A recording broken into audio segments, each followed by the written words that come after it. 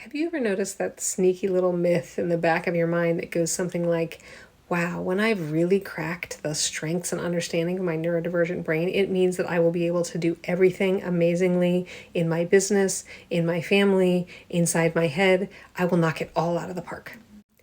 Hi, I'm Dr. Rebecca Block. I'm a neuroaffirming executive function coach, and recently I've been thinking and chatting about some of the things that exist in the overlap between being neurospicy, owning or running your own business, and being a parent. So I got to thinking about some of these myths recently when I was working on my latest Substack post, where I go on about all this stuff much longer if you want the long version of this. And essentially, I was thinking about how we expect that not only will we be able to find the right set of tools to allow us to work with our brains as they are and make the most of our strengths and lean into our growth areas, but that somehow the real sign of having made it and doing that is that our businesses will be amazingly successful, while at the same time our kids will feel so happy and nourished by our amazing, empathetic, creative, high curiosity, incredibleness, and that our brains will be a delightful playground to live inside of.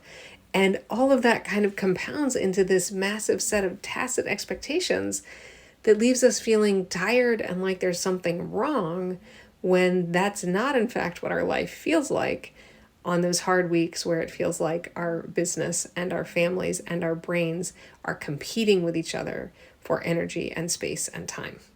So what do we do if we realize those tacit expectations are kind of crunching us down under their heel?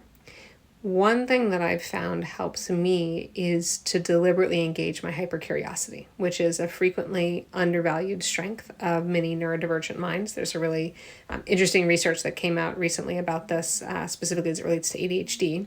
But I digress. If I leverage that hypercuriosity, then it allows me to shift from, oh, something's wrong, something's broken, I didn't figure out the perfect way this week to balance between what my kids wanted, what my spouse wanted, what I wanted in my business, what I wanted in my personal life, what my brain needed as it was bouncing around between all the things.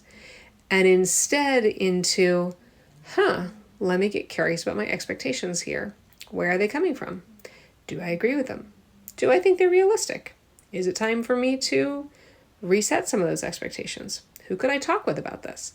And leveraging that curiosity gives me a bit more energy, gives me a bit more breathing room, and helps me sort out where I actually have problems that I want to solve versus where I just have expectations that I want to rewrite